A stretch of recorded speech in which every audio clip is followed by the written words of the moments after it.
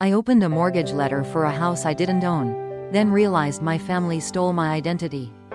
I'm Natalie Harris, 28, and until recently, I believed I had done everything right.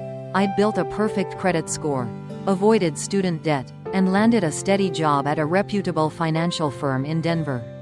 I thought I was financially bulletproof, until a mysterious envelope shattered that illusion. Inside was a congratulatory letter about refinancing a $900 mortgage. The problem? I didn't own a house.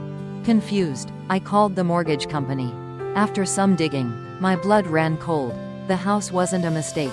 It existed, and it was registered under my name. The loan had been active for months. The payments? Coming from my father, Robert Harris. I drove to the listed address, a modern mansion I could never afford, only to see my older brother, Mark, walking out with bags from a luxury market. And suddenly, everything clicked. When I confronted my parents, they downplayed it. "You'll understand someday," my mother, Linda, said with a soft smile, as if identity theft was just a family favor. That was the moment I realized, my family didn't just take advantage of me. They built a life I couldn't afford using the identity I worked years to protect. Mark didn't even try to deny it. As soon as he saw me standing in front of the house, his face turned pale. "Natalie, what are you doing here?" he stammered, fumbling with the grocery bags. I didn't bother sugarcoating my anger. "That's what I should be asking you," I snapped, pointing toward the mansion behind him. "This house is under my name." He sighed and motioned for me to follow him to the backyard. "Look, Mom and Dad helped us get this place," he admitted. "Jennifer needed a prestigious address for her business, and my credit was trashed after the last startup failed. You have great credit, and they figured you wouldn't mind." I stared at him in disbelief. "You thought I wouldn't mind having a $900 mortgage in my name? Without even asking me?" He flinched at my tone but didn't back down. "It's not like that. They're making the payments. It's just temporary, until Jennifer's business takes off or I rebuild my credit." His girlfriend, Jennifer, appeared at that moment, tall, glamorous, and unapologetically entitled. She greeted me with a fake smile and immediately launched into a tour of our home, gushing about Italian marble countertops and imported furniture. The surrealism of the moment hit me hard. Here I was, standing in a luxury home I supposedly owned, treated like a guest by the people benefiting from my identity. Back inside my apartment that evening, the weight of betrayal settled in. I pulled up my credit report, and there it was, a $900 debt hanging over me like a storm cloud. All my plans, to buy my own modest home, to build my future, now put on hold. My financial life, once pristine, had been hijacked. And the worst part? My parents, the very people who taught me responsibility, were behind it. 2 nights later, I sat at my parents' dining table, the same one where we'd once celebrated birthdays and holidays.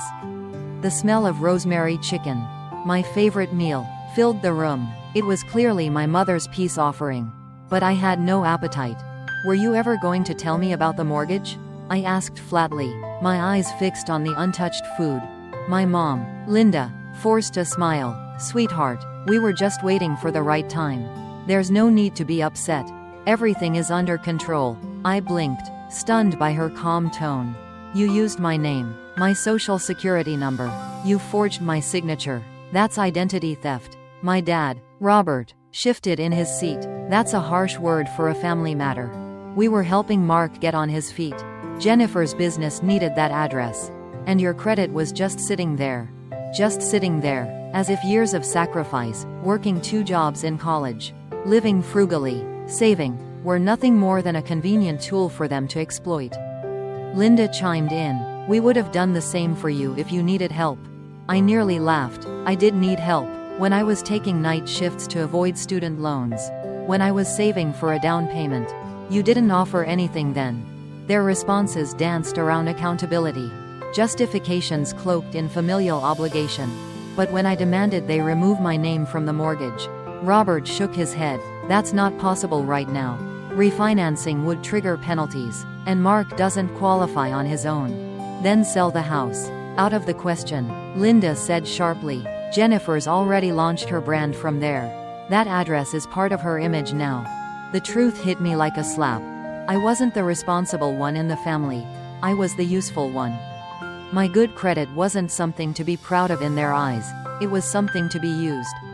I left their house that night with a growing certainty. They weren't going to fix this. Not voluntarily. If I wanted my life back, I'd have to fight for it, alone. Back in my apartment, I stared blankly at the glowing screen of my laptop, the reality of the situation pressing down like a weight on my chest. That night, I couldn't sleep. Every time I closed my eyes, all I could see was Jennifer showing off her house to me, the house I was now legally responsible for.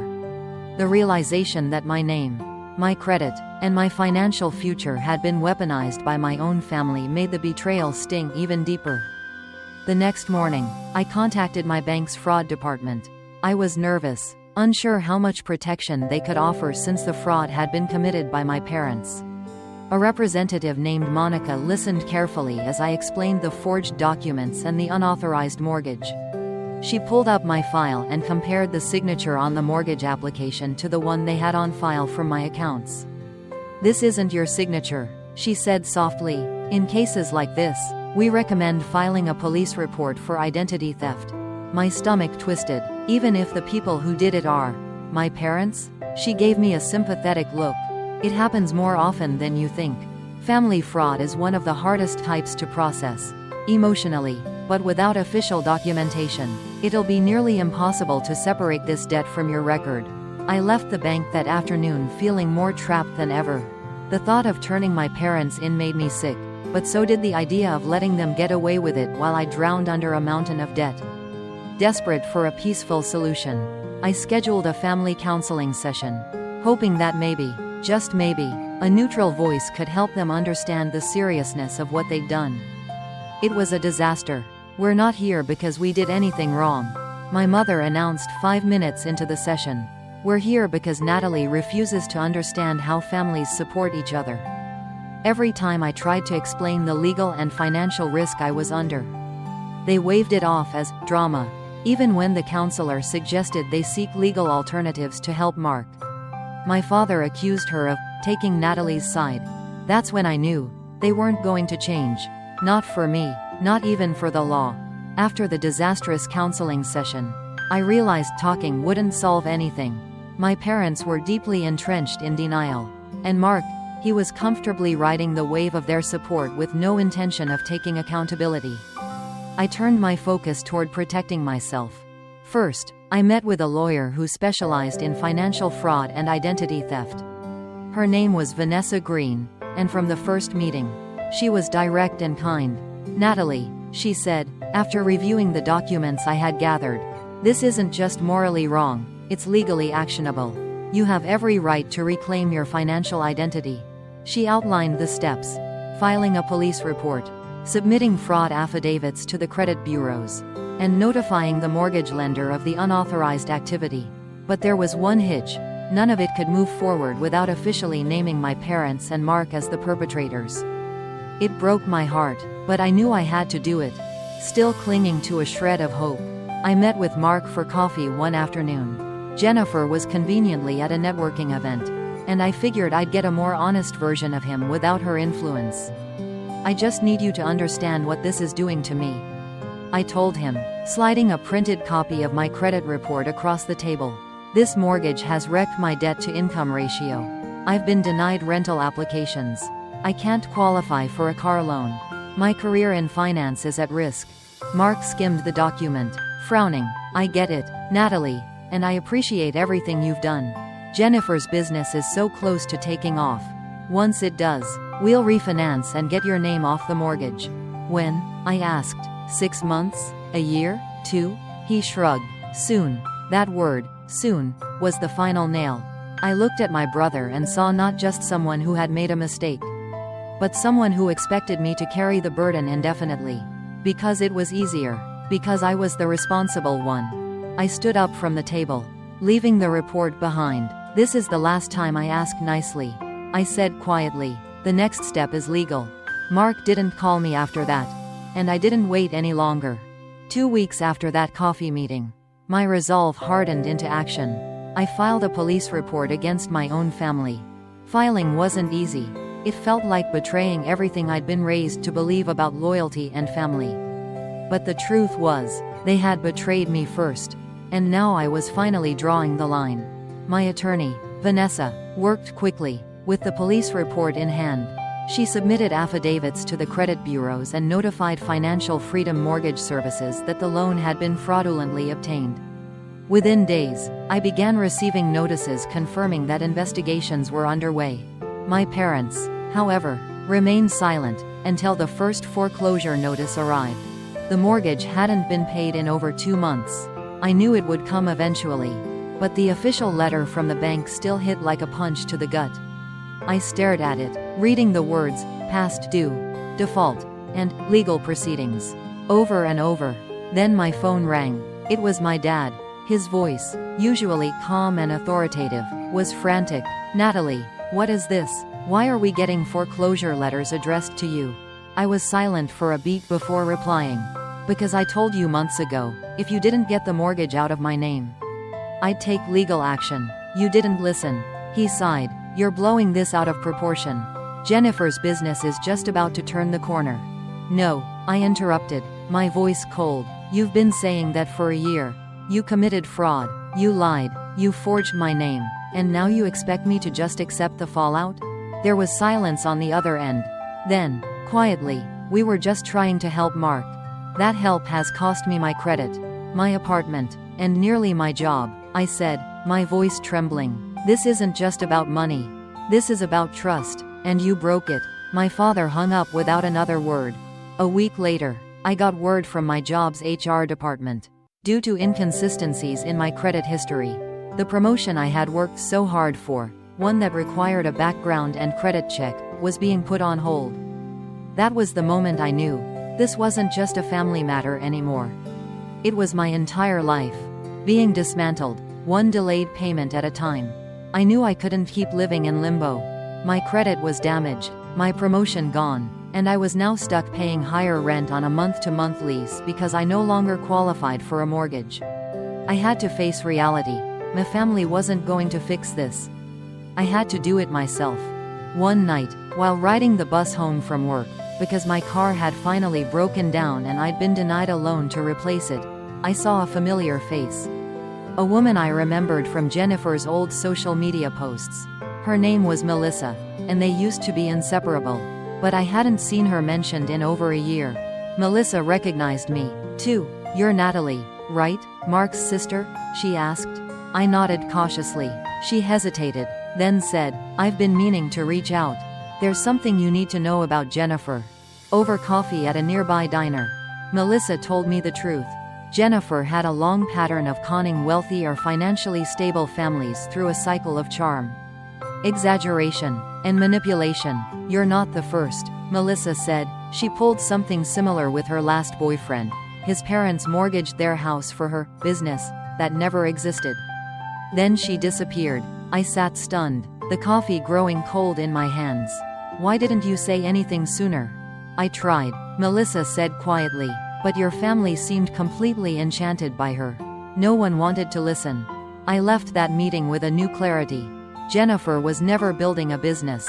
She was building an escape plan, funded by my family's blind faith and my credit. And now she was gone. A week later, Mark called to say she'd left, packed her things and vanished, posting Instagram stories from Napa Valley with someone new. Everything they'd done, every lie, every forged signature, was all for someone who never planned to stay. My parents were now financially strained. Mark was heartbroken, but me? I was furious, and I was done waiting for them to see the damage they'd caused. It was time to finish what I'd started. 2 weeks after Jennifer disappeared, the fallout truly began. My parents, once so confident in their financial maneuvering, were now crumbling under the weight of reality. Dad's company was going through layoffs, and he feared he'd be next. Mom's interior design business had lost several major clients. Their once assured, "We're making the payments," mantra turned into silence. Then, one cold Monday morning, I received the notification that changed everything. The bank had filed a formal notice of foreclosure on the Willow Lane property. 6 months of missed payments and no responses to their warnings had finally caught up. I forwarded the document to Patricia, my attorney, who confirmed it. They're out of options. Natalie, if they don't pay, they lose the house. I thought that might spark some accountability from my family. But instead, I got another call from Mark. This time more desperate than ever. They're going to take the house. Nat, he begged, please, there has to be something you can do. I was stunned. What do you expect me to do? It's not even my house. Remember? It just has my name on it. Jennifer's gone. Mom and Dad are barely keeping up. We're falling apart. Can't you just delay the process? I almost laughed. Delay the process? I had already delayed everything, my life, my dreams, my future, because of their choices. That night, I got a knock on my door. It was Mark. He looked worn down, defeated. I lost everything, he admitted, and I'm scared. His words hurt, but I was no longer the sister who would rush to fix things. I'd spent too long paying the price for their recklessness. I'm sorry you're scared, I told him, but I warned you, and now, the only way forward, for me, is to finish what I started. I'm not backing down, because this time, it wasn't just about protecting my credit. It was about protecting my peace. 3 weeks later, I sat in a courtroom for the first official hearing in my identity theft case. Patricia, my attorney, looked composed, professional, as if she had handled hundreds of cases like mine. But for me, this was personal. On the opposite side of the courtroom sat my parents, flanked by their lawyer. The silence between us spoke volumes. The bank had completed its investigation. Their findings confirmed what we already knew: forged signatures, false application data, and mortgage documents filed without my knowledge. The court had granted permission for the proceedings to move forward under both civil and potential criminal review. Then something unexpected happened. Mark stood up and asked to speak. After a brief exchange with the judge and attorneys, he was allowed to approach the bench. My sister, Natalie, had no idea this mortgage existed. He began. His voice trembled. This was all done at my request. I convinced our parents to use her credit, thinking we could manage it until things took off. But we didn't. We failed, and she paid the price. For a moment, I couldn't breathe. I had waited so long for someone, anyone, to admit what they had done to me. That acknowledgement didn't undo the damage, but it was the first honest step I'd seen from my family in nearly a year. The judge noted his statement for the record and thanked him. The preliminary ruling moved the case toward full resolution, with further legal consequences pending. As we walked out, Mark approached me outside the courthouse. "I know it's not enough," he said, "but I'm trying." "I know," I replied quietly. "Trying is a start, but it doesn't fix everything." Still, for the first time, I saw a glimpse of what accountability might look like. Not from excuses, not from guilt-tripping, but from truth. It wasn't closure, but it was progress. And after everything I'd been through, I'd take progress. The aftermath of that courtroom admission created a ripple effect across the rest of my family. Aunts and uncles who had once sided with my parents began reaching out, some apologizing, others simply saying they had no idea how deep the deception had gone. It was strangely comforting, but also infuriating. Why had no one questioned how a 28-year-old financial analyst could afford $1 million mansion in one of Chicago's most exclusive neighborhoods? Still, I focused on healing and rebuilding. The fraudulent mortgage had finally been removed from my credit report, thanks to the court's ruling and Patricia's tireless advocacy. I was approved for a modest mortgage on a one-bedroom condo downtown. Nothing like the luxury house my family had forged under my name. But it was mine, legally and ethically. On the day I received my keys, I stood in the middle of my new living room, bare floors, sunlight streaming through the window, echoing silence. It wasn't just a space, it was the symbol of everything I'd reclaimed. My identity, my autonomy, my future. Mark, to his credit, had kept his word. He began sending monthly checks, small repayments for the damage he'd helped cause. He'd also started therapy, found steady employment, and even mentioned a new relationship, this time with someone grounded. Not dazzled by superficial luxury, I saw glimpses of the brother I remembered from childhood. As for my parents, the restitution payments court ordered were coming in. though interactions remained cold and distant. Occasionally, my mom would send a carefully worded card or message. Never an apology, just vague hope for reconciliation, someday. But someday would depend on more than time passing. It would depend on truth, on accountability, and on respect. Values I refused to compromise again. For now, I surrounded myself with the friends who had stood by me, who didn't need me to be useful to be loved. My new home was humble, but it was filled with peace. And that peace, I had earned it, one painful, necessary boundary at a time. Nearly a year after the fraud was first uncovered, I found myself sitting in a quiet courtroom once again, this time for the final resolution hearing. The mood was more solemn than tense. I sat beside Patricia, my attorney, reviewing documents one last time. Across the room, my parents sat with their legal counsel, looking far older than I remembered. Ryan was in the gallery, not on either side, but somewhere in between, a quiet observer of the mess we had all played a role in. The bank's investigation had confirmed the forged signatures and fraudulent loan application. With that confirmation, the court had removed the mortgage from my credit report and shifted full liability to my parents. Forced to sell the Willow Lane property in a short sale, they still owed a sizable balance. Jennifer had long disappeared from our lives, moving on to another man in another city, repeating her pattern. As the judge summarized the case, it became just what Patricia had warned me it would be, a matter of facts. Forgery, fraud, damages, restitution. My personal trauma wasn't on trial, but it lived in every page of the evidence. When I stood to give my victim impact statement, I didn't read from notes. I spoke from the gut. The hardest part wasn't the financial damage. It was realizing the people I trusted most believed my hard-earned credit, my future, were resources they could take without asking. What I wanted was simple acknowledgement, not excuses, just an honest admission that this was wrong. My father addressed the court with a hoarse voice and sunken shoulders. We made a terrible mistake. We convinced ourselves we could manage it without harm.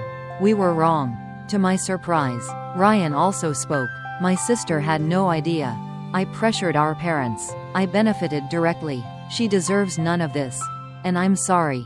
The judge's final ruling required my parents to pay restitution, attend financial counseling, and prohibited them from accessing any of my financial information ever again. It wasn't justice in the dramatic sense, but it was closure. When I stepped outside the courthouse that afternoon, the air felt cleaner. The weight of betrayal hadn't vanished, but something else had taken its place, ownership of my story. And a future no longer borrowed or stolen. 2.5 years after discovering my identity had been used without consent, I finally stepped into a home I could truly call my own. The keys I held weren't just for a door, they were for freedom.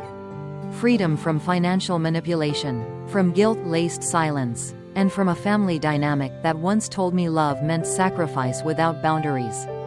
As I arranged a few second-hand pieces of furniture in my cozy condo, I realized something. Healing isn't about forgetting the pain. It's about reclaiming power one decision at a time. Family should be your safe place, not a source of fear or exploitation. Love without respect is manipulation in disguise. Setting boundaries isn't selfish, it's an act of self-respect. Sometimes, choosing yourself means losing people you thought would never hurt you. But what you gain, peace, dignity, and control over your future, is worth far more than forced loyalty. If this story moved you, or reminded you of your own experiences, I invite you to share in the comments. Has someone ever taken advantage of your trust? How did you respond? Sparkles, don't forget to like, comment, and subscribe to our channel for more powerful true stories that inspire courage, spark healing, and remind us all, your voice matters, your story matters, and most of all, you deserve to be heard.